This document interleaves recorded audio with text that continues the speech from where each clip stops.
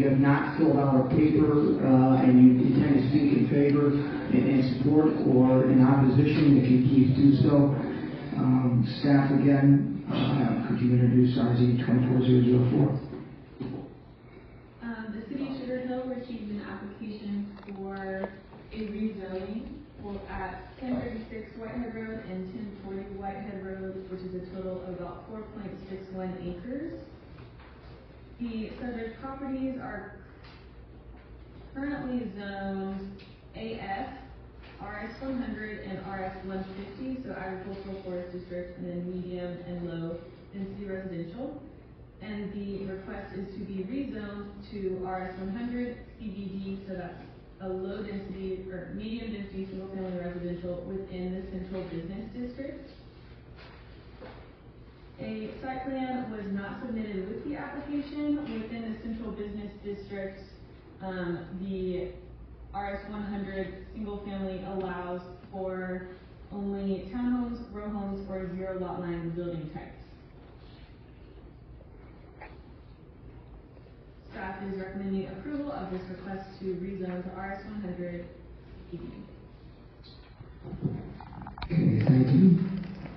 Our public hearing is open for this, as I stated. Are there any that would like to speak in support of this, specifically the applicant?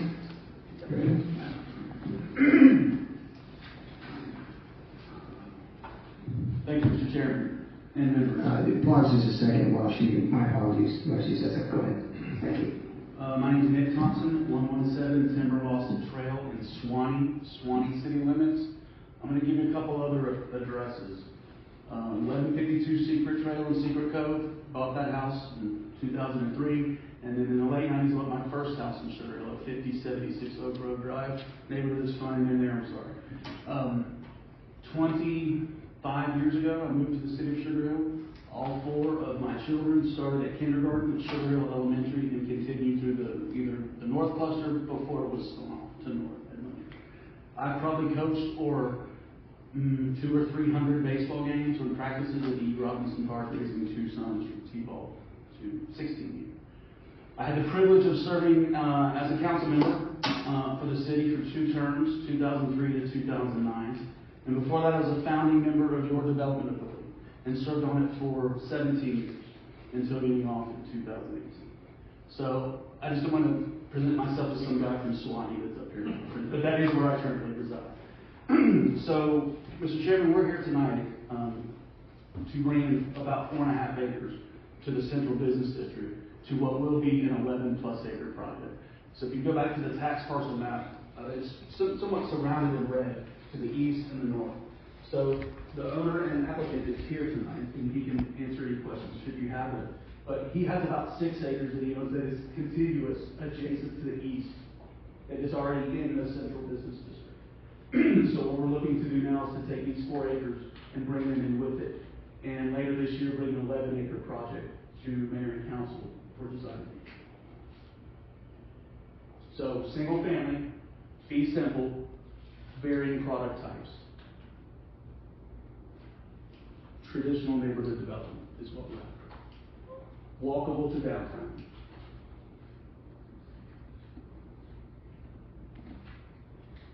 That's all I've got. I'd like to reserve the balance of my time for rebuttal or to answer questions. Very good. Thank you, sir. And if you have to answer our questions, that doesn't count against your time. Yes, sir. All right. Anyone else in support of this?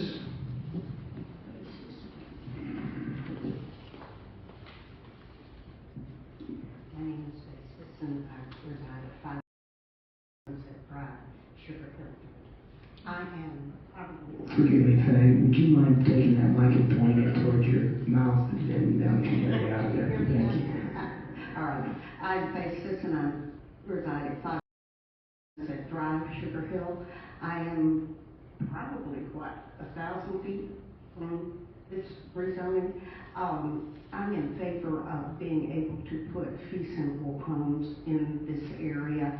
I love where I live downtown. I'm not one of those people who hates the apartments, but I do think nothing makes somebody committed to a community like a 30-year mortgage. I think that this will give us more owner-occupied residencies downtown. And I think that the more dense zoning with single family makes more sense than big lots trying to work their way through downtown. Thank you.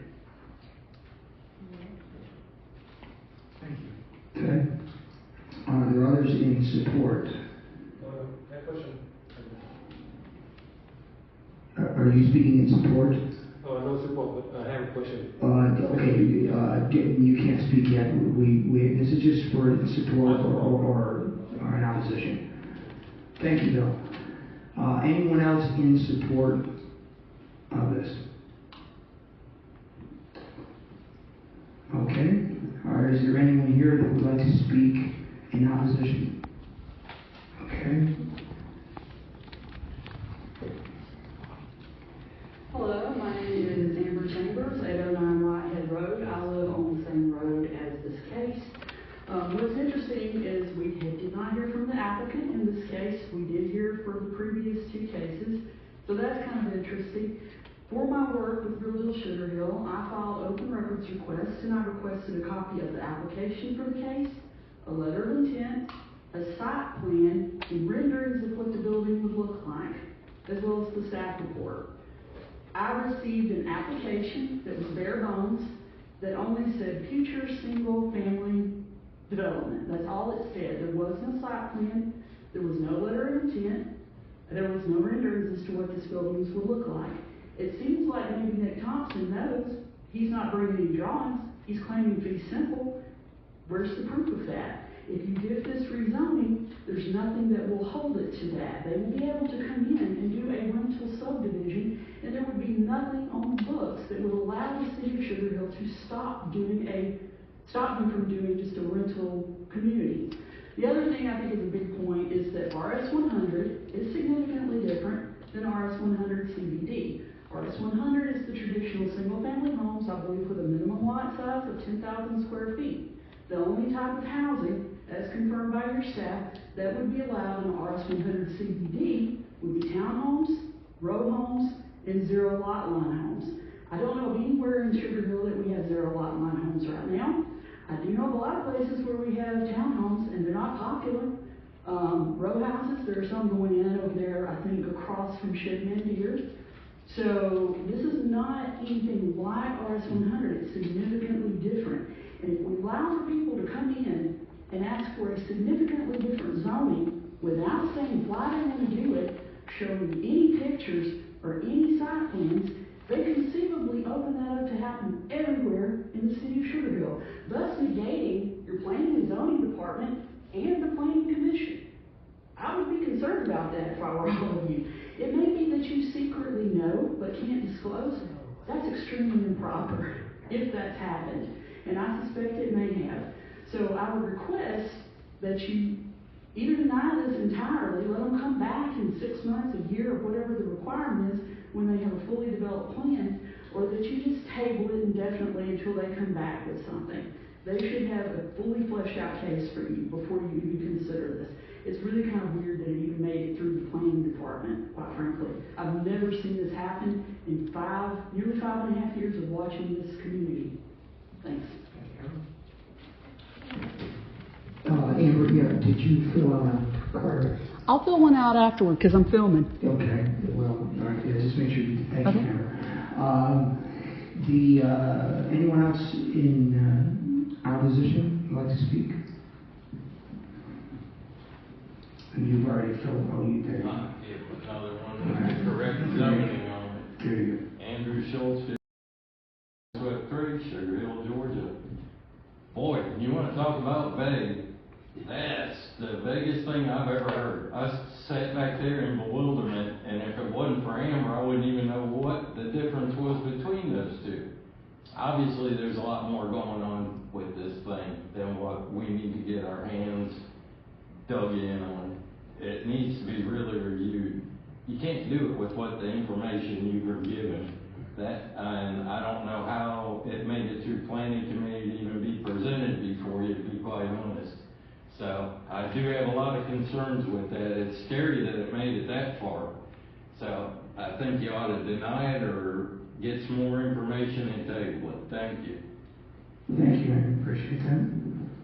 Anyone else that would like to speak in opposition? Okay, we have here at 11, and then we'll make sure we save time because you're already coming up. Okay? Yeah, again, January 12th, Drive. I'm just going to echo Ms. Chambers and Mr. Schultz's comments. This is ridiculous. What are we actually rezoning? We have a comprehensive plan.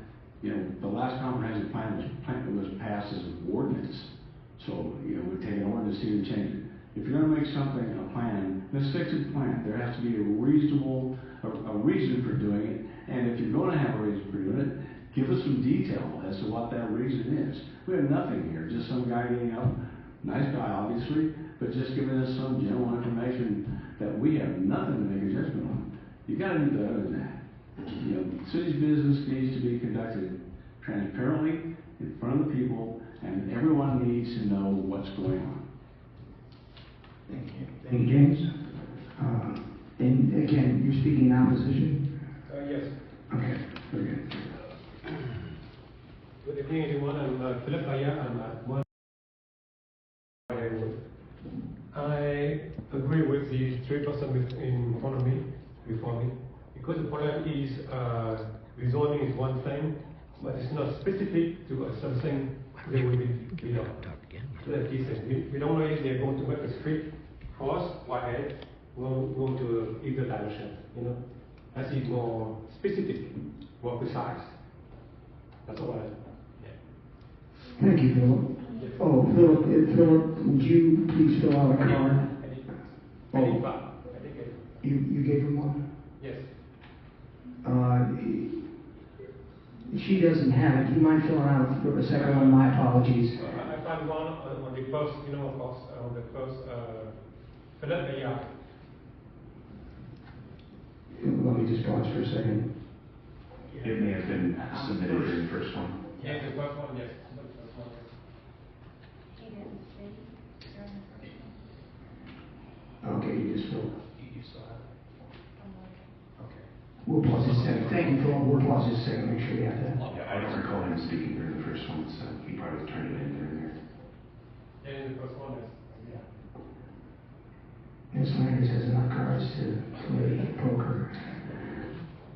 Yeah, blue ink.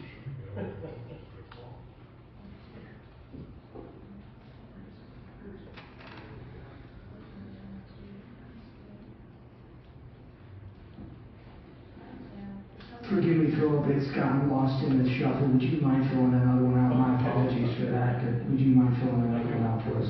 Thank you. I appreciate that. We've been dealing with a number of cards here, and that would help us out. Thank you.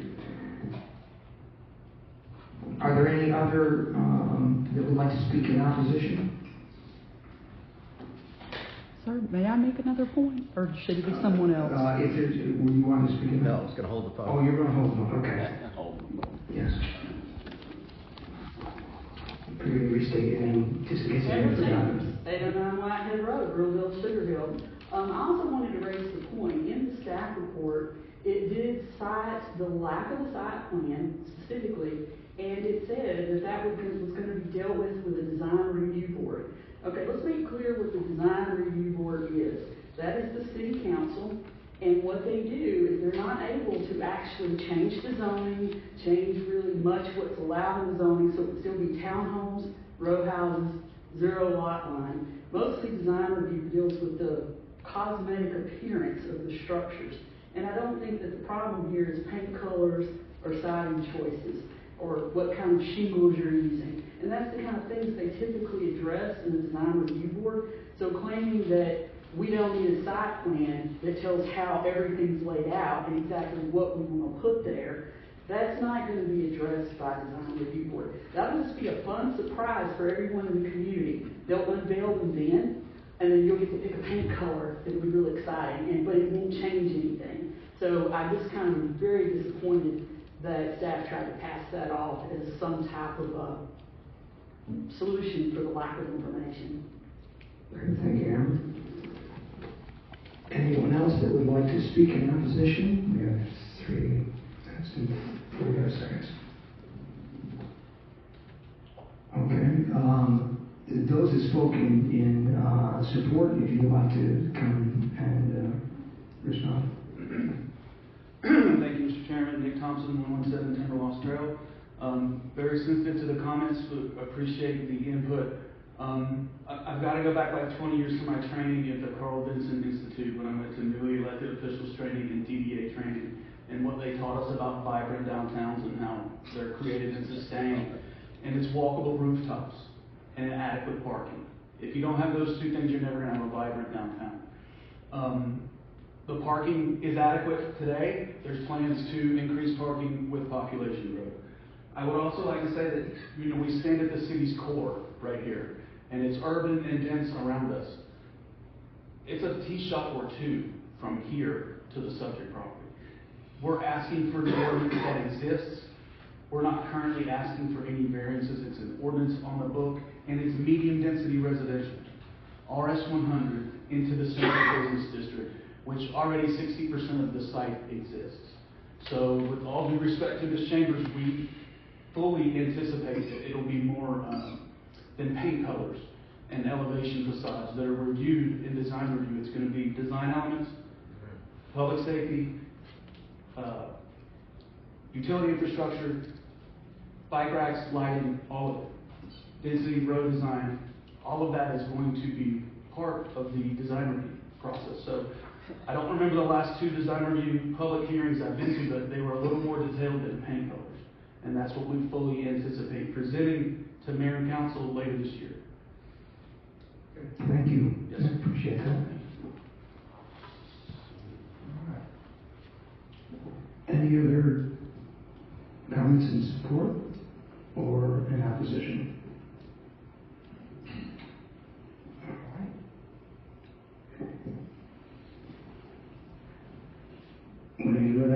Let's see, are there any questions from the commission for the speakers or for the staff before we close the public hearing?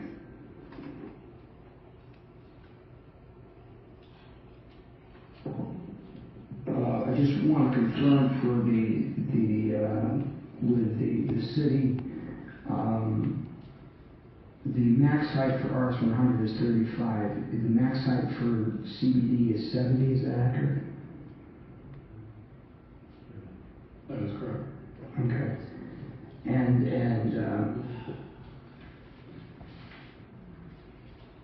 there is a density change as well as that accurate between the CBD and okay.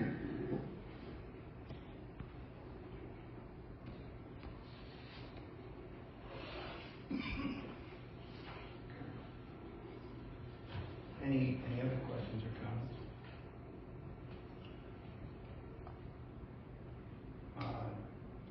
Yeah, I think.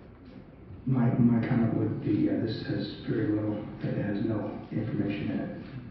A question for legal, actually, if we deny this, does that limit how soon they can come back? I do not believe so. My understanding is this is a recommending body. Right, so we're not actually recommending denial. Right. The city council can still take up an ordinance, and so long as it's in compliance with the schedule of the zoning procedures law. Okay, so that would be something that if the council denies it, that would be limiting, but if we deny it, it doesn't have anything. Zoning, tabling or denying doesn't change. It doesn't take from the power of Yes. the city council to act on an ordinance. Very good. With the rezoning, that's true. Okay. Do we have, let's get the close public hearing. Thank you, Kim. You'll have me after a while. She's doing a fine job with it. Okay, we have now closed the public hearing. Do we have entertained a motion? Yeah, I'd like to make a motion to table this until we get a site plan available. Okay.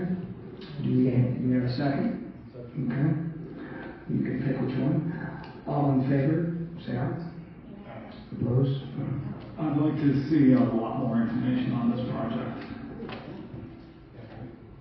Not just the site plan, though. Yeah. I want to see it work. 100%. All right, is there a motion to adjourn? We have a second. All in favor, say aye. Opposed?